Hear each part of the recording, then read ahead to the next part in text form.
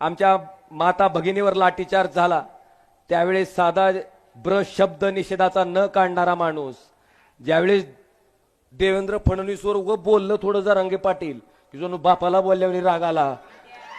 मला साहेब एवढाच म्हणायचंय, ठीक आहे तुम्हाला मराठा समाजाबद्दल काही करता येत नसेल कारण तुम्ही शेपूट घालून तुमची संपत्ती वाचवण्यासाठी तिथं लाचारी पत्करलेली आहे.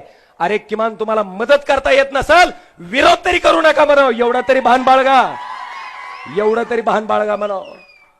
आज जेव्हा मराठा समाजा सामान्य कुटुंबातली लोक साहेब आपण बघितलं असेल अनेक शेतकरी असंख्य शेतकरी साहेब आत्महत्या करतील. पूर्वी 10 एकर जमीन होती 10ची 5 झाली 5ची 2.5 झाली आता गुंट्यावर आलेली आहे. अतिशय दयनीय परिस्थिती आहे. त्या माझ्या बांधवाला आरक्षण मिळावी ही रास्त मागणी त्या ठिकाणी आहे आणि आपण नेहमी साहेब त्याच्या बाजूने त्या ठिकाणी उभे राहिलेला आहात. कायदेशीर काय करणं गरजेचं आहे हे आपण सरकारला सांगतोय पण सरकार लोकांना खेळवण्यासाठी काय गरजेचं आहे तेवढं काम करतंय. आता हे गद्दारीतनं तयार झालेलं सरकार येणाऱ्या 2024 ला गाडल्याशिवाय आपण स्वस्थ बसणार